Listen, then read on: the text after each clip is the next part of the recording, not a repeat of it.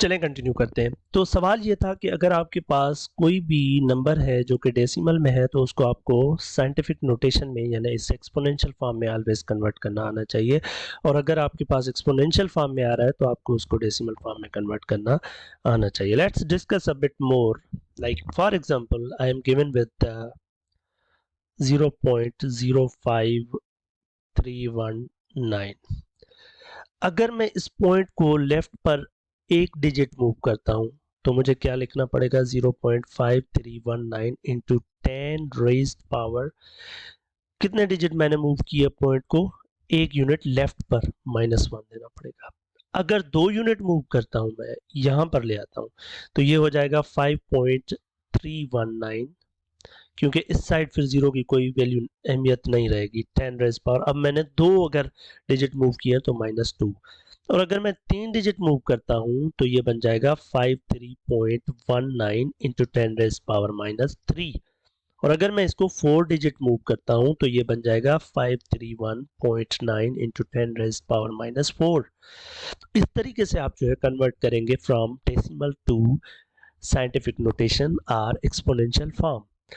बिल्कुल इसी तरीके से अगर किसी जगह पर ये लिखा हुआ है, for example we are given with let's say 0.5। अब अगर मैं इस पॉइंट को इस साइड मूव करता हूं राइट पर, तो एक डिजिट राइट पे मूव किया है हमने,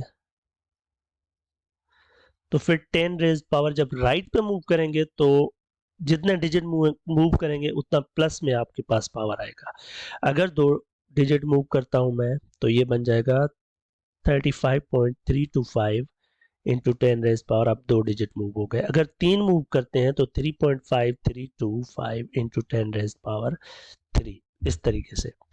और बिल्कुल इसी तरीके से अगर आपके पास कोई साइंटिफिक नोटेशन में कोई चीज गिवन है, for example I have 3.5 into 10 raised power -3। इसका क्या मतलब है? इसका मतलब है कि अब आपको इस पॉइंट को आगे लेकर जाना है। जितने पॉइंट्स आप इसको इधर लेकर आए हुए हैं, कितने पॉइंट्स आपने इधर लिए हुए हैं? -3, यानी कि 3 डिजिट आप लेफ्ट पर आए हुए हैं ऑलरेडी। तो इसका मतलब 3 डिजिट्स आपको इस साइड मूव करने हैं। तो इधर तो एक डिजिट है, तो दो आपको जीरोज अपनी तरफ से देने होंगे।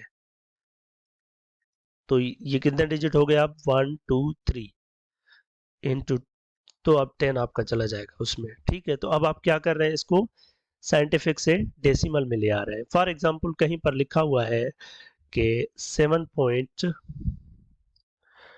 Okay, 7531.25 into 10 raised power let's say -5। अब ये किस में लिखा हुआ है? ये साइंटिफिक नोटेशन में। आप इसको कन्वर्ट करना चाह रहे हैं डेसिमल में। तो अगर ये माइनस पावर है और आप जाना चाह रहे हैं डेसिमल में, तो आप इस पॉइंट को आगे ले जाएंगे इस साइड राइट पर। कितने?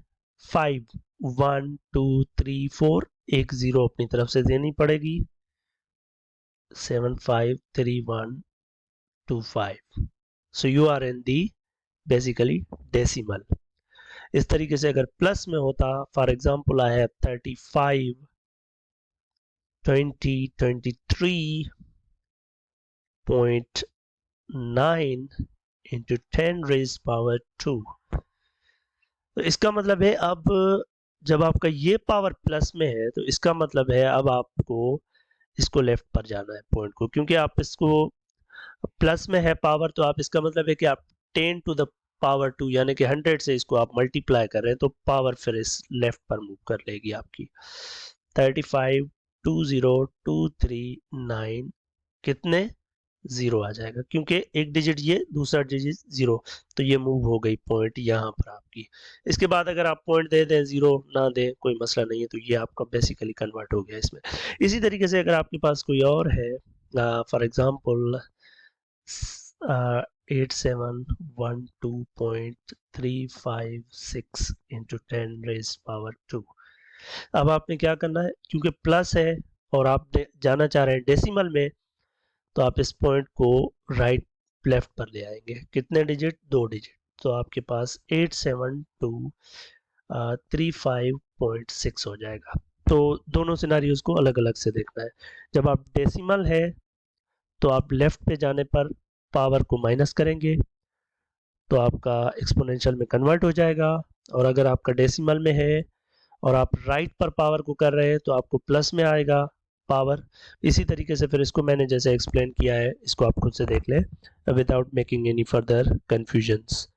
Okay, here we go with the third question of real number system. ये तीसरा सवाल जो है ये दिया गया है आपको, if x and y are any two whole numbers then which of the following statement is always true.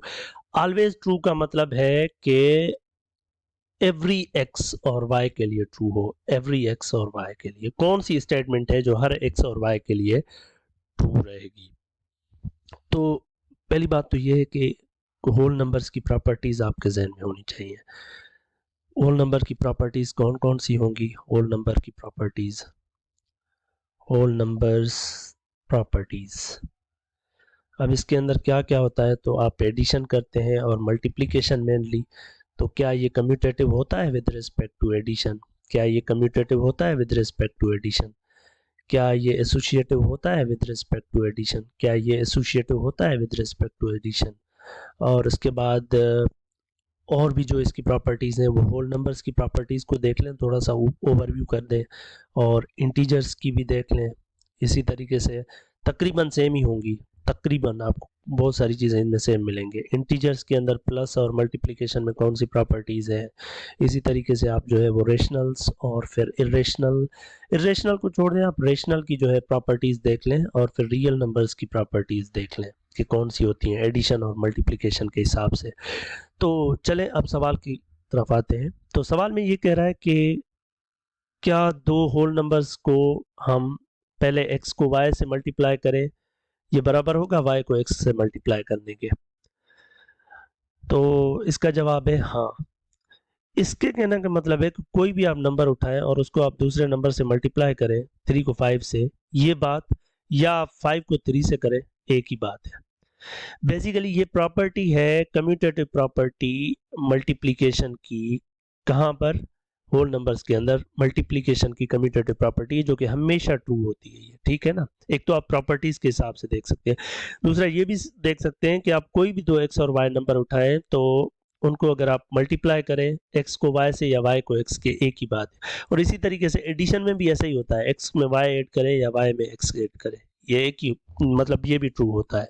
लेकिन अगर बी ऑप्शन पर आते हैं तो वो कह रहा है एक्स को डिवाइड करें वाई से और वाई को डिवाइड करें एक्स से। शायद ये वाई ही होगा अगर वी की तरह दिख रहा है, लेकिन ये हमेशा ट्रू नहीं होता, क्योंकि अगर आप 1 को 2 से डिवाइड करते हैं, क्या वो 2 को 1 के डिवाइड करने से बराबर है? तो नहीं, ये हमेशा ट्रू नहीं हो सकता।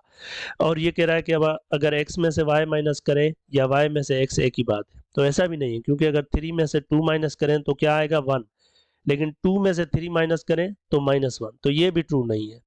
इसी तरीके से इसको भी आप सेटिस्फाई करवाना चाहें, अगर x में अगर 3y ऐड करें तो वो बराबर होगा y में 3x ऐड करने के। मिसाल के तौर पर मैं x की जगह 1 रखता हूँ और y की जगह 2 रखता हूँ, तो ये क्या हो जाएगा? 2 3 द 5 + 1 6। लेकिन इस तरफ फिर y जो है वो 2 है और ये 1 है x की जगह, तो इस तरफ फिर ये हो जाएगा 5। तो ये हमेशा ट्रू नहीं होता। तो बेसिकली ये जो है ना कि x में y मल्टीप्लाई करें या y में x, ये एक ही बात है, या x में y ऐड करें या y में x, एक ही बात है। तो यहाँ पर आपको एक काइंड ऑफ सेंस दिया जा रहा है कि रियल नंबर्स के अंदर, होल नंबर्स के अंदर, इंटीजर्स के अंदर, रेशनल्स के अंदर, रियल्स के अंदर कौन कौन सी प्रॉपर्टीज एग्जिस्ट करती हैं। तो इन प्रॉपर्टीज को आप थोड़ा सा देख लें, रट्टा लगाने की जरूरत नहीं है। मतलब मेरे ख्याल में अगर आप रेशनल्स की प्रॉपर्टीज देख लें तो वो तकरीबन आपको फिर होल और इंटीजर्स की भी मेरे ख्याल में ठीक रहेंगी आपके लिए। फर्दर चलते हैं नेक्स्ट सेशन पर, जो कि है आपका अलजेब्राइक एक्सप्रेशन आई बिलीव। तो अलजेब्राइक एक्सप्रेशंस के पहले सवाल की तरफ चलते हैं अभी। चलें, ये आपको दे रहा है दो अलजेब्राइक एक्सप्रेशंस, एक ये अलजेब्राइक एक्सप्रेशन है और ये दूसरा ये अलजेब्राइक एक्सप्रेशन है, सॉर्ट ऑफ, ठीक है। ये आपसे पूछा जा रहा है कि इन दोनों का सम क्या होगा, ठीक है। लेकिन यहाँ पर मैं एक चीज़ आपको अभी सजेस्ट करता चलूँ कि मेरे इसी चैनल के ऊपर एक सीरीज़ है बेसिक अलजेब्रा फॉर बिगिनर्स, तो आप वो लाजमी देखें, वहाँ पर आपको अलजेब्राइक एक्सप्रेशंस के बारे में पता चलेगा। अगर आप बिल्कुल बिगिनर हैं तो वहाँ से आपको चीज़ों का आइडिया हो जाएगा। लेकिन ये इसका मतलब क्या है कि आपके पास एक एक्सप्रेशन है, उसमें आप दूसरा एक्सप्रेशन ऐड करना चाह रहे हैं। ये ऐड करेंगे आप इसमें 2x plus 5 divide by 2x plus 4। Luckily यहाँ पर आपके पास जो डिनोमिनेटर है वो सेम है। तो आपको पता है कि अगर आपके पास डिनोमिनेटर सेम है तो नंबर्स के अंदर हम क्या करते हैं, अगर 1/2 प्लस 3/2 होता है तो हम डिनोमिनेटर सेम है तो इसको ऐसे ही रखते हैं और ऊपर वालों को आपस में ऐड कर देते हैं। तो यहाँ पर भी वही, आप डिनोमिनेटर सेम है तो वो ऐसे ही रखेंगे 2x प्लस 4 और फिर ऊपर वाले जो न्यूमिनेटर्स हैं उनको आपस में आप ऐड कर देंगे एज सेड। अब ऊपर अगर आप देखें तो ये प्लस का x है और ये माइनस का x है, तो प्लस का x बच जाएगा। ये 7 प्लस के हैं, ये भी प्लस के हैं 5, तो ये 12 हो जाएंगे डिवाइड बाय 2x प्लस 4। तो ये आप ऑप्शन आपको मिल रहा है x plus 12 divide by 2x plus 4 ए में। अच्छा, ये जो मैंने ऐड किया जिस तरह से, इस तरीके से, तो इसके लिए एडिशन ऑफ अलजेब्राइक एक्सप्रेशन पर मेरी एक वीडियो है, उसको देख रहे हैं आप, एडिशन ऑफ अलजेब्राइक एक्सप्रेशंस पर, उसको आप देख लें। ठीक। अच्छा, फॉर एग्जांपल अगर ये डिनोमिनेटर सेम ना होते तो क्या करते हैं हम। लेट्स फॉर एग्जांपल मैं लिख लेता हूँ -x plus 7 divide by 2x plus 3 और इसमें ऐड कर रहा हूँ मैं x plus 4 divide by 2x plus 5। अब देख रहे हैं ना, अब ये डिनोमिनेटर सेम नहीं है। तो इस केस में एक तो एलसीएम का कॉन्सेप्ट है, लेकिन मैं आपको ये सजेस्ट करूंगा कि आप क्या करें, डिनोमिनेटर्स को करें, ये फार्मूला लगाएं a over b plus c over d, भले प्लस है या माइनस है। क्या करते हैं आप, इनको आपस में करते हैं, b d को, इस d को इस a से मल्टीप्लाई करते हैं, बीच वाली साइन अपनी जगह रहती है, इस b को इस c से मल्टीप्लाई करते हैं। तो यहाँ पर भी हम कुछ ऐसा ही करेंगे कि इसको हम क्या करेंगे, इससे मल्टीप्लाई कर देंगे और इसको जो है हम फिर इससे मल्टीप्लाई कर देंगे सबसे पहले। तो ये -x प्लस 7 को मल्टीप्लाई कर देंगे आप 2x प्लस 5 से, और फिर प्लस बीच में जो है वो अपनी जगह पर, इन दोनों को फिर आपस में एक्सप्रेशंस को मल्टीप्लाई कर देंगे। अब यहाँ पर फिर आपको अलजेब्राइक एक्सप्रेशंस को आपस में मल्टीप्लाई करना है और इन डिनोमिनेटर्स को आपस में मल्टीप्लाई कर देना है। इस पर भी मल्टीप्लाई कैसे करने हैं, ये इस पर भी एक मेरी वीडियो एग्जिस्ट करती है, मल्टीप्लिकेशन ऑफ अलजेब्राइक एक्सप्रेशन, उसको भी देख लें। तो इसमें हम क्या करेंगे, इस -x को लेकर इन दोनों से करेंगे मल्टीप्लाई। तो -x को जब मैं 2x से मल्टीप्लाई करूंगा तो ये -2x स्क्वायर हो जाएगा, और -x को जब मैं 5 से करूंगा तो ये माइनस का 5x हो जाएगा। इसी तरीके से फिर 7 को उठाकर 2x से और 7 को उठाकर 5 से मल्टीप्लाई करेंगे। प्लस 7 को जब 2x से करेंगे तो ये 14x हो जाएगा, और 7 को 5 से जब मल्टीप्लाई करेंगे तो ये 35 हो जाएगा।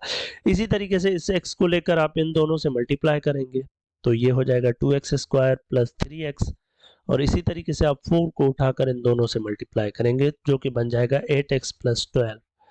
नीचे भी इसी तरीके से आप जो है मल्टीप्लिकेशन परफॉर्म करेंगे जो कि हो जाएगी 4x square plus 10x plus 6x plus 15।